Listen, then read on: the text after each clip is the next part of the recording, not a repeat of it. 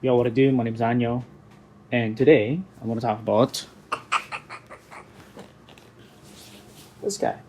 It's kind of tiny, but this is the Ricoh GR IV, and for me personally, I think this is one of the best cameras to have. I think, you know, nowadays, there's a saying, the best camera is the one with you.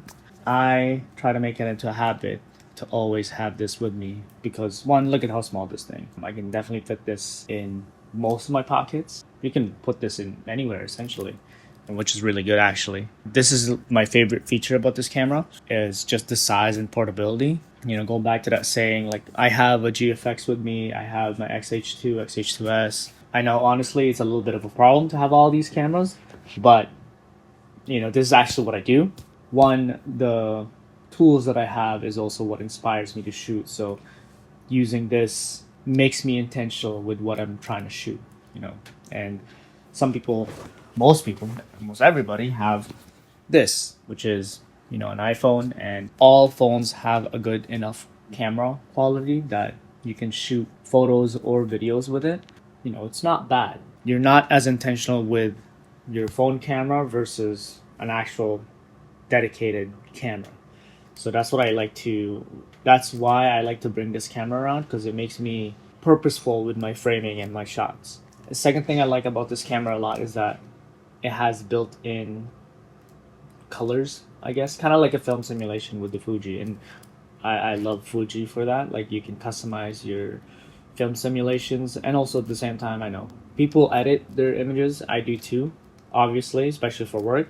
But whenever I'm just out and documenting things, I try to keep that as minimum as possible because one, I'm already doing this full time, so I'm already editing images, editing videos, and I wanna not spend so much time in my personal time doing the things that I'm already doing 24/7.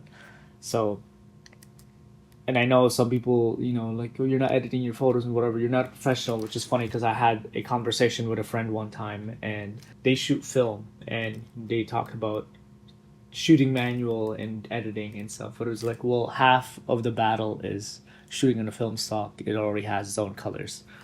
So, what's your point?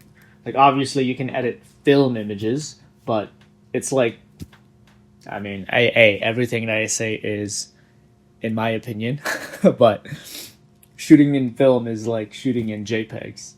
You can only really tweak some stuff unless you're in the dark room and actually tweaking that in the dark room. But hey, that's my opinion.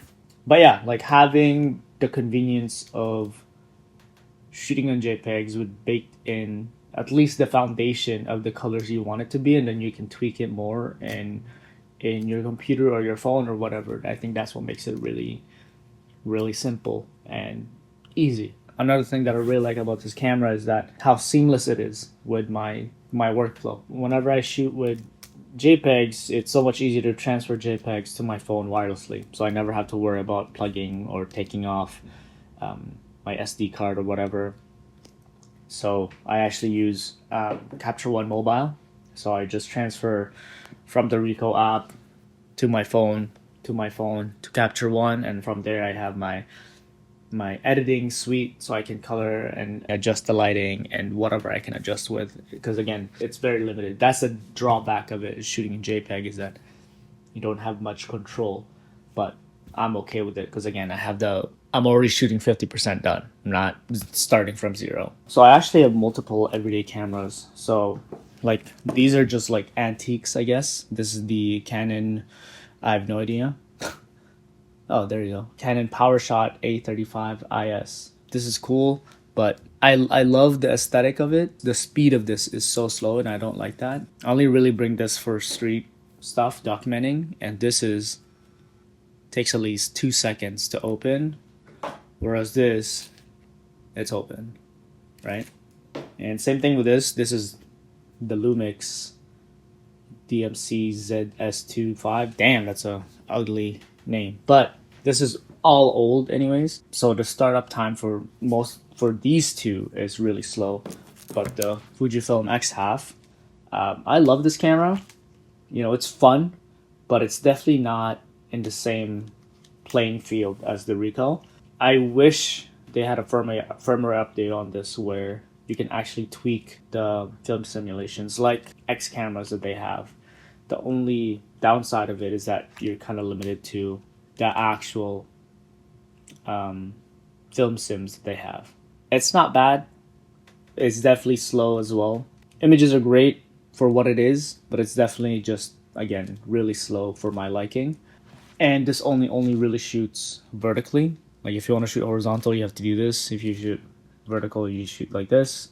I actually like this concept a lot. Like I like the half frame concept. The half frame concept works because it was on a full frame camera, and then they will split that frame into half frames, so it's not, the quality is not that bad. You could still, you know, crop in and stuff. But where this is a 1-inch sensor, and it's a half frame, so the sensor and the quality is already really low. I wouldn't mind it if this was an APS-C sensor, but the fact that it's a 1-inch sensor is kind of, you know, it's okay. And again, if the point of this camera is for social media stories and stuff like that, you know, it kind of does the job. But for me, I would like to have the option, like that's why I like the Ricoh, because it's APS-C. I have some flexibility in terms of cropping and just quality wise. Anyways, I don't have to worry about that. I'd like to think I'm a professional photographer, so you know, I like to create books and stuff like that. So quality is important to me. Obviously portability, because, you know, talking about the GFX again, I love that camera, and honestly the quality on that is second to none. It's like carrying a brick with you the entire time. And I only really use it for work, you know, portrait work and stuff like that, product stuff. But my everyday go-to carry camera is this guy, and this fits in my pocket, fits in any bag, and I don't have to worry about it. A thing to talk about, but like APS-C versus full frame, you know, is it professional enough to get an APS-C camera? Is full frame the only professional camera out, kind of thing? But one, it works, and two, the less that I have to worry about or stress about an equipment, the better I am that I'm gonna be doing my job, right? It's mostly because I've been using Fujifilm for a long time now, and I don't really want to relearn another system. Honestly, the past couple of years, all cameras are great. I don't think there's a bad camera, but it really just depends on what you're trying to do. But that's why I really like this camera, because I don't have to think about it. I just have to point and shoot. Has what the camera is supposed to be for. Yeah, the point and shoot camera. I don't have to worry about, the only thing I have to worry about is framing and exposure. And I shoot JPEGs on this and on auto, so that's the job. The attachment that I put on this camera is the KNF Concept Black Diffusion Quarter Mist, and it just kind of gives that the highlights some halation, which is that fuzzy stuff around it. I don't really know how to explain it better, but yeah, that'll be it.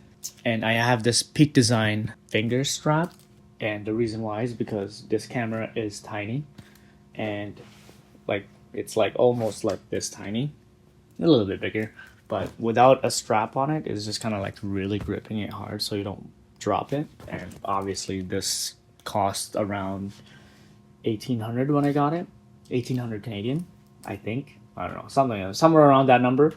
And I don't really want to drop this camera, and I've dropped a lot of cameras in my life, so you know, having this extra security of not worrying about, you know, it falling, and when I can just shoot whenever. But yeah, that's the Ricoh GR4.